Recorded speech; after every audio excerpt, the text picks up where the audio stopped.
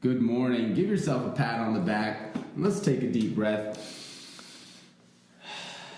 And make no mistake that you are right here, right now, for a reason. Welcome to the On Purpose podcast, where together we will empower ourselves and others to live lives with more purpose and passion.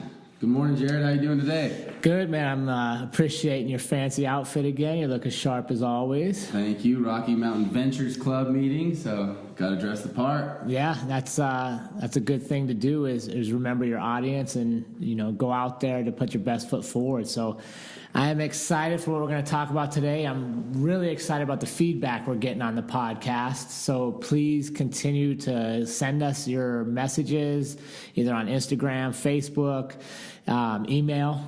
Make sure you're doing the homework because we're going to grow together through this process. And when we say we're going to grow together, we mean all of us. And we're excited about doing that with you. Yeah, that's the most important piece. We really hope to see that continue to grow. And we know that it takes consistency. So that's why Jared and I are doing the homework every week. We're growing from it. We know it works because we're not just sitting here preaching without acting. We're acting on it too. And it's already made a difference to helping us live more purposeful lives. So just to recap last week, remember, we're still waiting on homework about the advice homework, the 2 to 3 scenarios where you've given advice without qualification and you listen to someone without qualification. So if you haven't got that in, please get that in. And we're going to get to today's episode. In today's episode, we're talking about collaboration.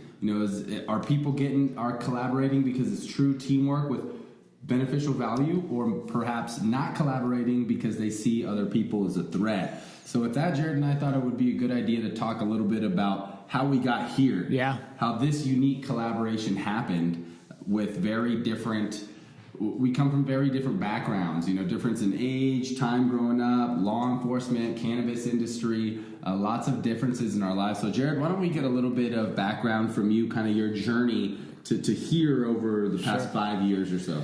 Yeah, well, I've been a policeman for 21 years, recently retired. And in 2014, I'd fulfilled a lifelong dream, or at least an adult life dream, of competing in a mixed martial arts fight. And it was a very interesting time in my life. I was 42-ish roughly, so a little older than most people who are fighting. And I had a pretty good community support base from being a policeman here for years and coaching youth wrestling. So I started, it was actually back before blogging was a real popular thing. I just started sending out emails to all my friends and chronicling and journaling my training, how I felt, how many workouts I had, how I was eating. And it created this following, and it really awoke in my spirit again to the fact that maybe I was taking the easy road in life. Not that being a policeman's easy, but I was pretty good at it. I had been doing it for many, many years, and I could just kind of go on autopilot and do it every day.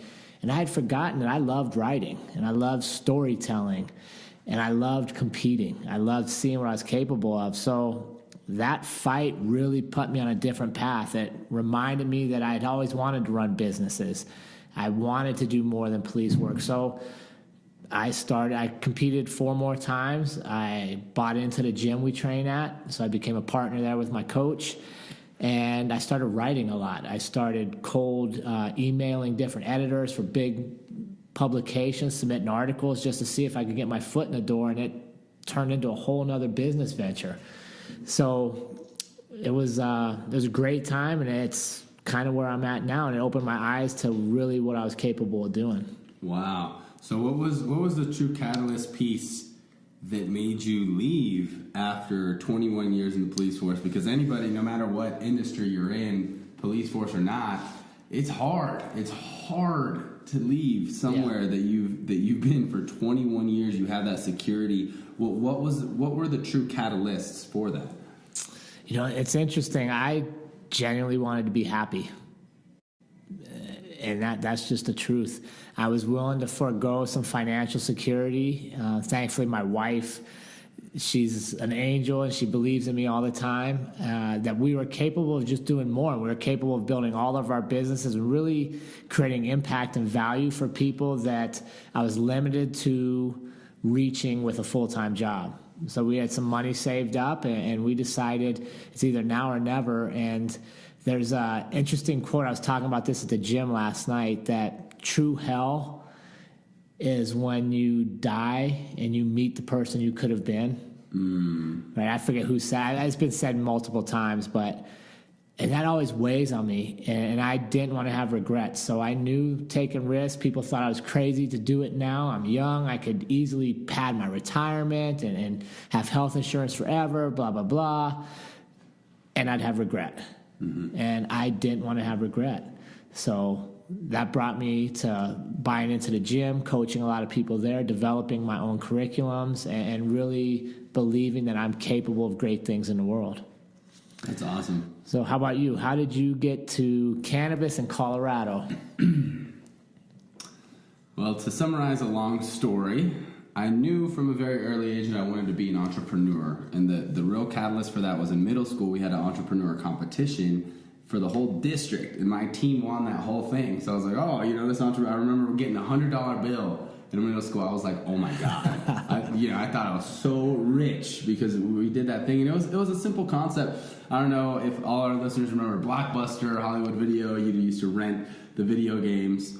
And we would go to these arcades as a kid, and they never had the new video games that you could rent on the home consoles. So what we did was we brought TVs, and I remember my mom's like, "Y'all are crazy," my friends and I we were putting like 2 TVs in the back in our whatever we were playing, probably like GameCube or N64 games and stuff.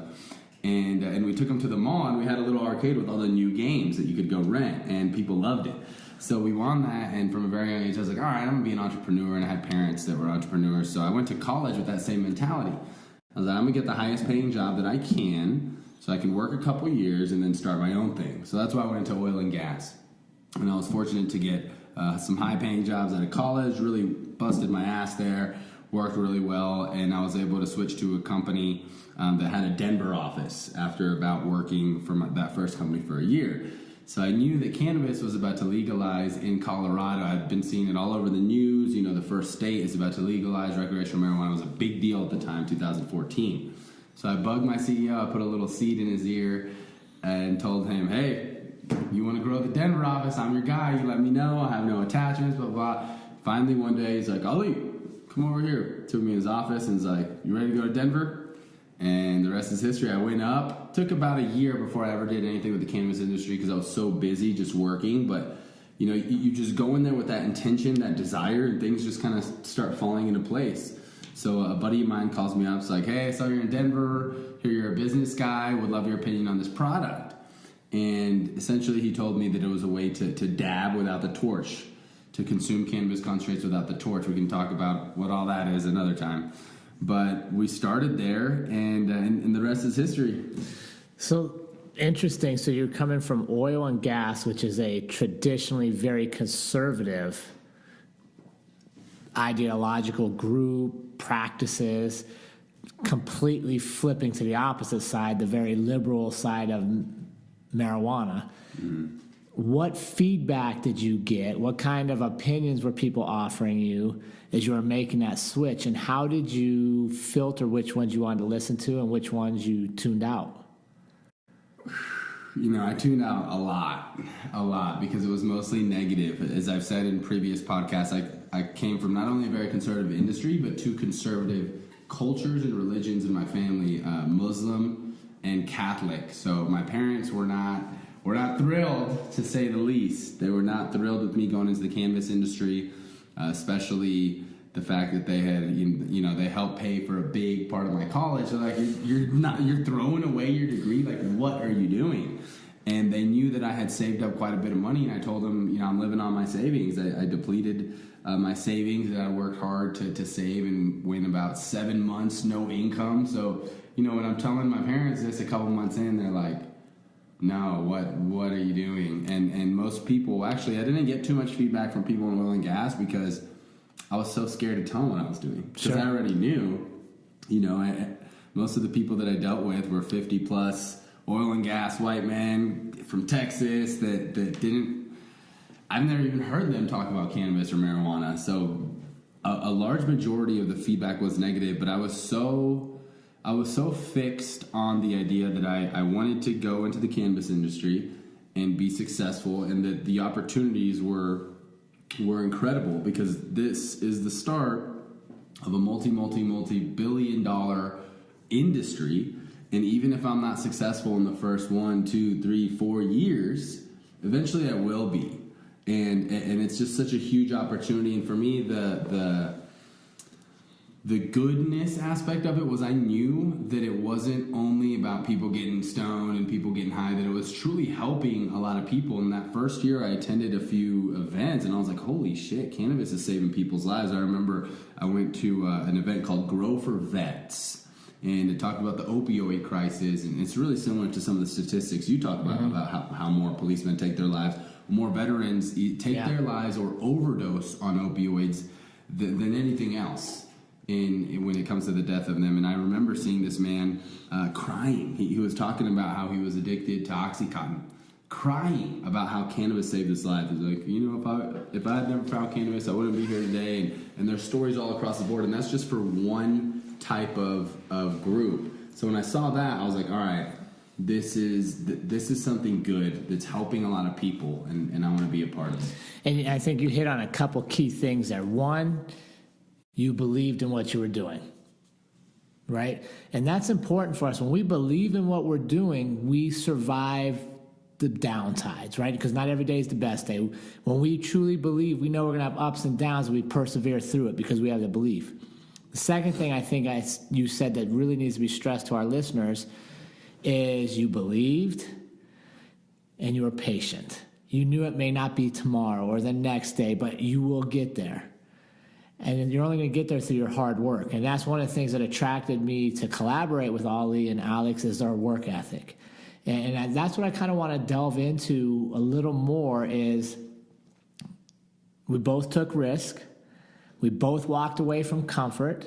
You'd be shocked at how many police people that I interacted with that thought I was absolutely crazy. Some of them were like, oh, dude, you'll be back within a year. Like, this is never going to work. And, like, in my head, every time they're saying it, I'm looking at them and I'm thinking, no way. Like, I'm never coming back. Like, you don't understand how bad I want to do different things. So we faced that. We've overcome that because we truly believe in what we're doing.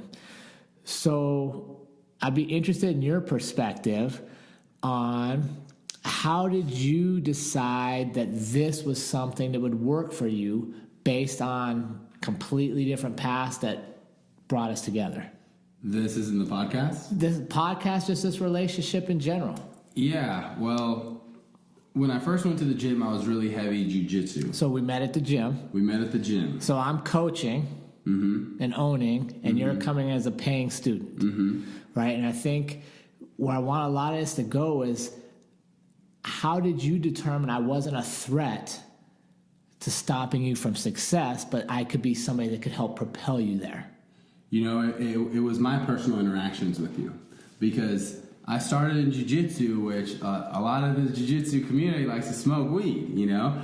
And I remember certain few people that I would roll with would always be, oh, Jared, you know, he's a cop, kind of thing. Like, don't be talking about that kind of shit, you know? And I guess subconsciously I kind of put up a small barrier because I wasn't training kickboxing with you yet, and I didn't really know you except the other bald kickboxing coach, right? The MMA coach. And it wasn't until I actually started going to kickboxing, and it was I really started to develop my perception of you with the way that you led the practice, and with how you would give really good life lessons at the end. You would give these short speeches at the end, which I really appreciated. And Coach Steve in Jiu-Jitsu has a different type of training where he wouldn't give that. And I really, really appreciated that piece. And that's when I really started to look up to you and respect you more and be like, man, this guy really is giving some value on top of the coaching and martial arts training, but some real life value.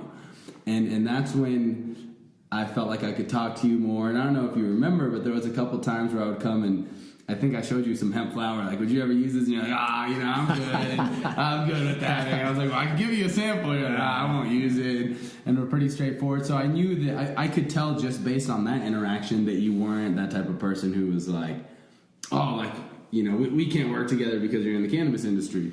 So I believe what happened next is I just wanted to pick your brain and maybe invite you out to lunch, or maybe you invited me out to lunch. We had been talking about it. Yeah, we talked about that, and then for me, where where I knew this was something that would help me, right? Mm-hmm. And I think that's important, right? It's okay to be selfish a little bit, and you want to have relationships that help you, but you also need to equally pour in and make sure you're helping them, right? And that's what we're going to kind of get to as we talk about collaborations versus threats.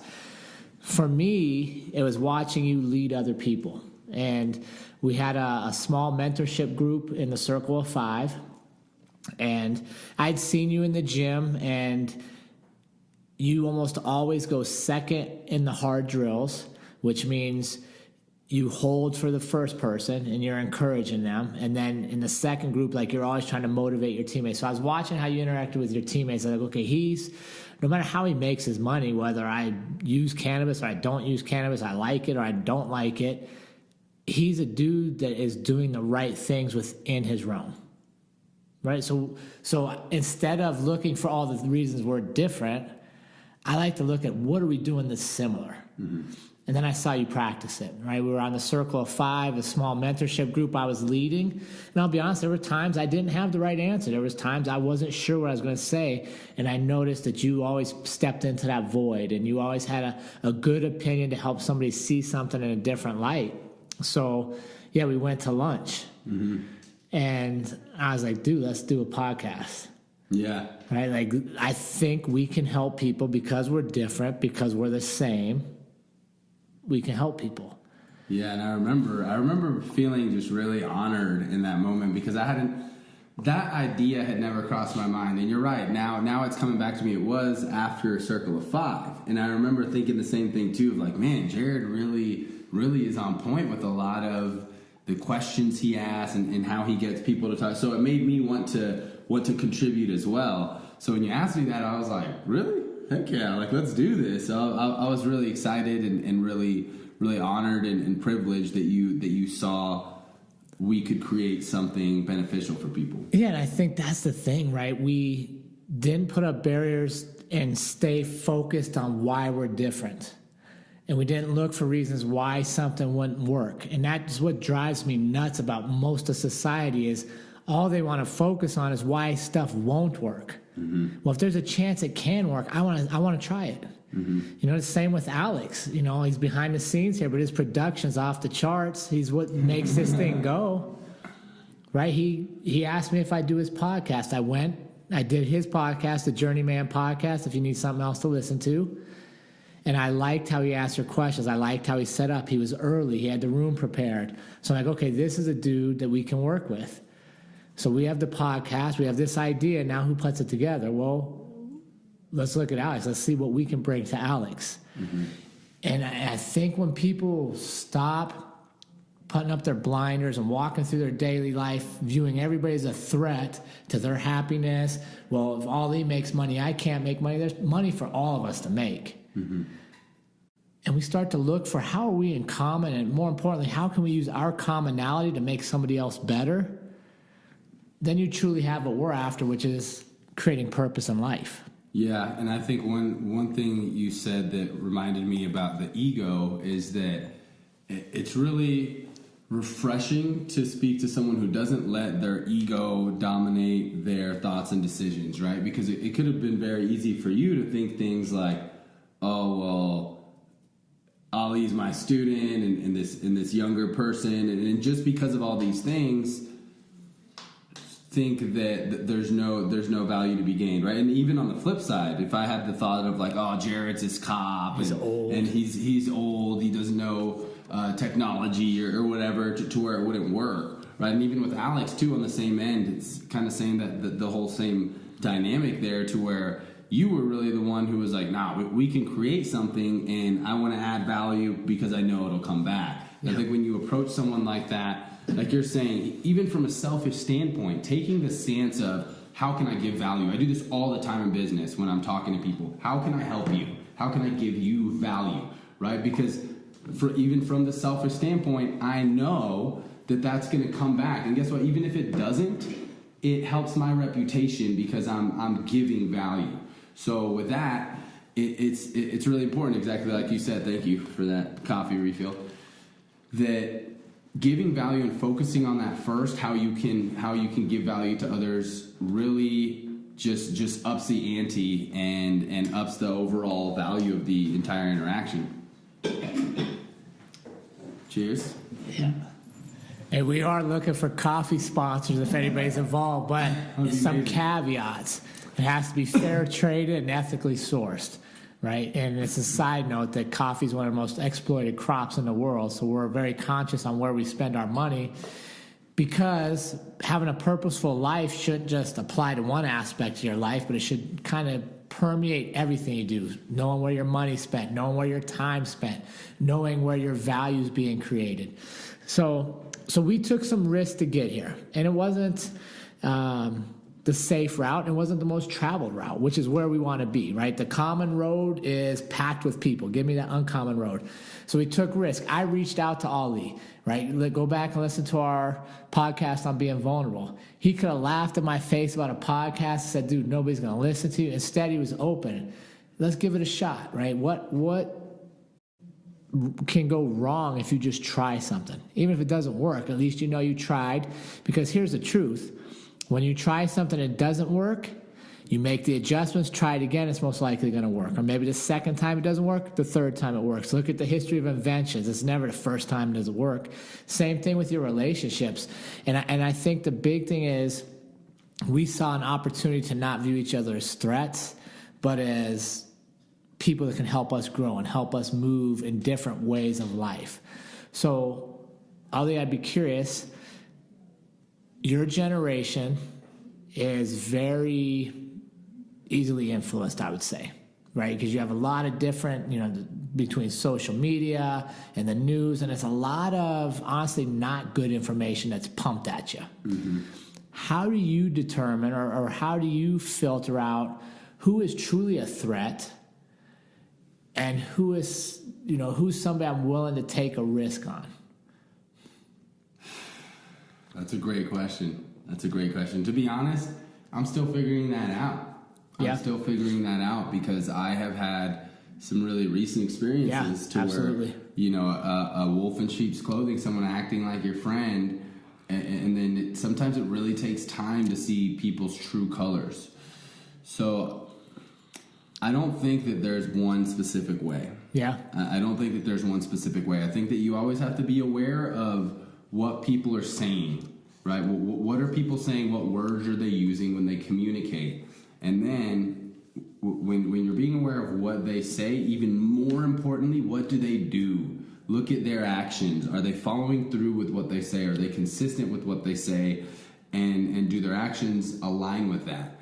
If that person's always doing what they're saying, then I think you can start to build on that trust. Let me follow up on that. So here's something that's interesting, because this is something that I spend a lot of time thinking about, and here's why. As a policeman, you literally look for the bad in everybody. It's what you get paid to do, right? If there's 100 people at the corner having a good time, my job is not to show up and celebrate with the 100, but to find the one moron who's doing shit he shouldn't be doing. Mm-hmm. I spent the majority of my life looking for the bad in people. And that is heavy, right? You wonder why cops get cynical. Think about that. 10 to 12 hours a day, they literally drive around looking for whoever's doing what they shouldn't be doing. It weighs on your conscience. And I had a kind of an epiphany, a learning moment. I was helping my wife with her business, and we were at a farmer's market. And, we had a booth, and we were talking to people.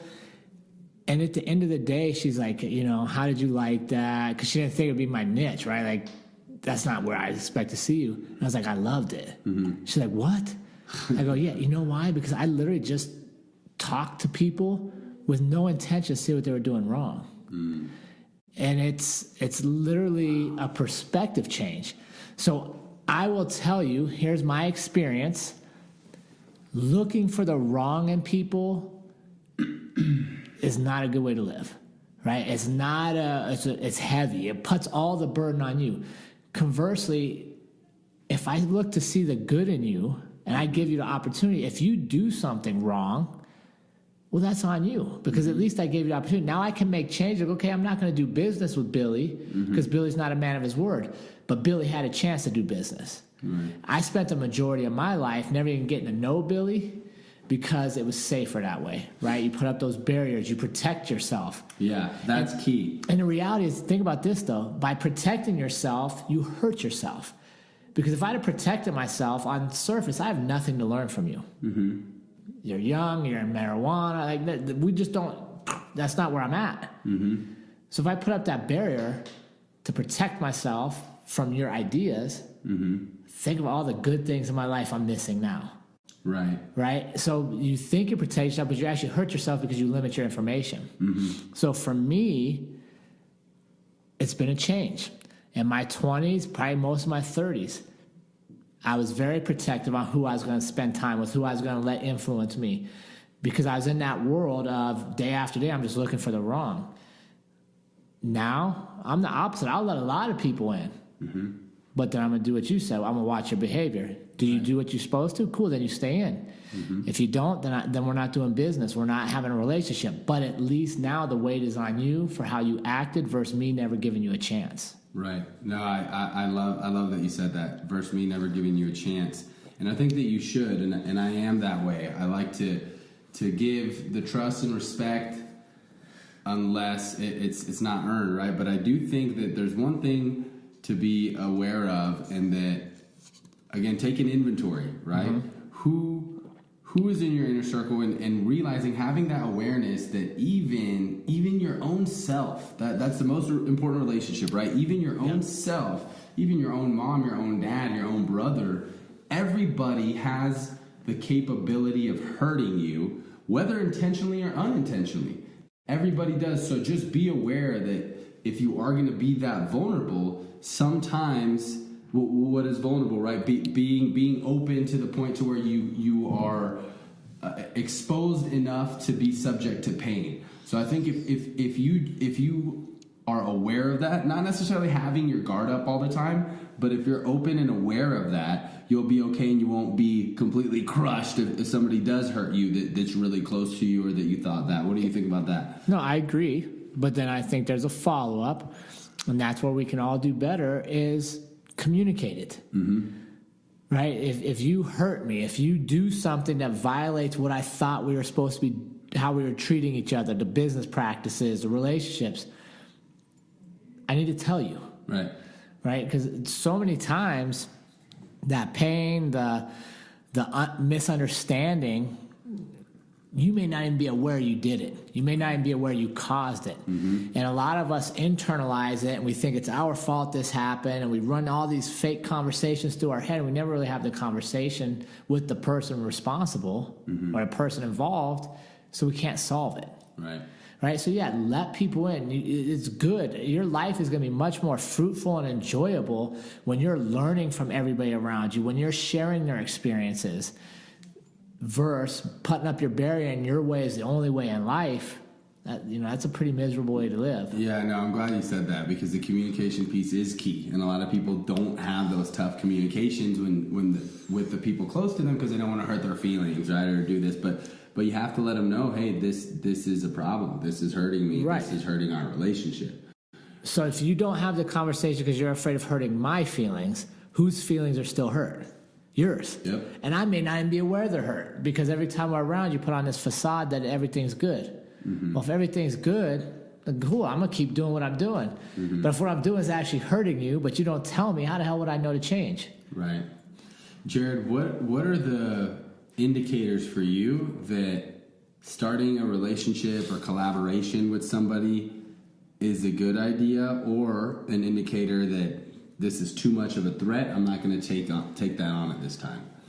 Yeah, so for me, I start very simple. Do you do what you say you do? Right? You say you're going to be somewhere at a certain time. Are you on time? You're supposed to be there for this activity. Are you there? Are you prepared? Time, to me, and you and I have had this talk before, time is our commodity. Right. And I'm not about wasting it. So if you're going to be late, I'm probably not hanging out with you. I'm sorry, I was a minute late today. Yeah, we were locked out in the cold. Yeah, so to me, I really just look at their actions because it's easy for people to tell you everything, right? They can sell you on everything they want to do. Same thing with you. Like I told you, let's do a podcast. Here's where I see it going. Here's how we get there. Take that leap with me. But now if it comes time and I'm like, let's do it next week. Let's put it off. Us not convenient. My actions aren't mirroring what I told you we were going to do. So that would be a red flag to me. Mm-hmm. And then I want to see how you treat people, right? Like both you guys, I knew we could work because I saw how you treated people that had less than you, some that had more than you, some that were better at the certain area, some that weren't as good. You didn't treat the guy that, you didn't treat the black belt a certain way and then shit on the white belts. You were good to all of them. So when I see that and I watch and you don't necessarily know I'm watching, that's a huge tell for me. So do they do what they say to do, and how do they treat people? Because even if you make a mistake, right, don't get me wrong, I don't want people to think like, well, they made a mistake, I can't do business. No, I want you to do business with people to make mistakes because mistakes are learning. But I want you to make mistakes moving forward, make mistakes from the goodness of your heart, not playing it safe. Big difference there. So when I watch how you treat people, I'm like, okay, inside they're good dudes. So if we make a mistake, we don't get a podcast posted on the right time, we don't have the right hashtags, I forget what the homework's going to be. It's not because I'm not a good person, it's because I made a mistake. And then I trust that we're going to talk about it, and we're going to fix it, and we're not going to keep repeating it over and over. That's a good point. Before we jump to the homework, do you have any specific examples that really pop in your mind when you think about, obviously aside from this one, a really great collaboration or even a horrible collaboration that went totally wrong? Collaborations are the key to your success. So I think you should have multiple collaborations going on at any one time. I would say the best collaboration, or one of the most impactful, quite honestly, was when I decided to take that first fight in 2014. It was on the Army versus Marines card. It's the biggest show in Colorado. It's a military benefit. Having a military background, it was easy for me to get on that card. Jeff Cisneros runs Sparta Combat League, and Jeff, from the minute I met him, and I had never met him before I signed up for that fight, but he was following what I was doing on Facebook. He was sending me messages, and we had a discussion one day, and he's like, you're just different. He's like, you're just different than a lot of these guys, so make sure you look into that. And the next thing I know, like every press conference that he was having, I was like the main speaker. I was up on stage with him all the time, and he was building his business through me. But I was also building brand awareness for myself through him, and it became a mutually beneficial relationship. And then that just kicked off. I was doing video interviews. He put me on Inside MMA, like I was on TV shows with him. So I would say that was one collaboration that really, honestly, that one changed a big direction of my life. Do you have any collaborations that stand out to you as impactful, either good or bad? Yeah, I have one, and actually someone who just fought on the most recent AVM card, Michael Stack. So he is looking to get a little bit more business knowledge, and I'm training for my first MMA fight. He's a fantastic fighter, undefeated amateur and pro. So we're actually doing a little value exchange of some business consulting for some one-on-one MMA training. And he's just an awesome guy too, so that's a way that I'm getting to know him better outside the gym. He's come over here to B-Nails a couple times. We've just gotten started, but it's such a perfect value exchange there. So that's a really great collaboration to where I think we both feel like we're gaining a lot, and that we're also giving a lot too. So yeah, I really like that one. Yeah, and I would say on the flip side, collaborations that didn't work, to me, I don't spend a lot of time on those, right? Which is interesting, right? If you want to ask success, I can tell you many successful collaborations. Right. Ryan Schultz at the gym, fantastic collaboration, right? Like we're creating something special together there. The ones that didn't work, I'll be honest, I have a short memory because I don't spend time there. Yeah. And I think that's kind of a key thing listeners should understand is, where do you spend that mental energy? And we've talked about this on other podcasts, right? I focus on, and I go back to all the successes I've had and the good relationships I've had, which is why the next one's going to work. Not going into the next collaboration and say, well, the last one didn't work, so this one can't work. Right. But I'm not bringing that same energy there. Like, I'm going in looking for success, looking for reasons all of this will work based off the past other relationships that worked, not the ones that didn't work. I nix those quick and I move on. So if we sat here longer, I could probably think of one that burned down real quick, but I don't waste a ton of energy there.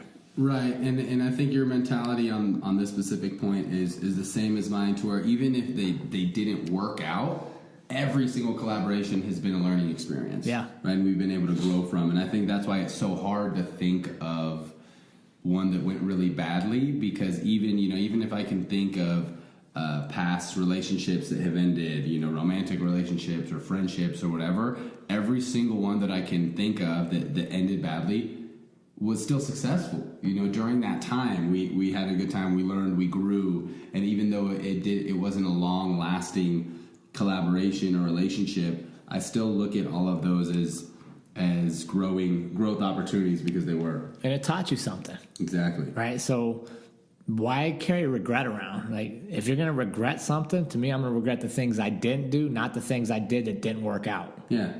Because that's just an opportunity to learn. Yeah, no worries on that. So where are we at with things here? So let's see. You got some homework for them? We do have some homework.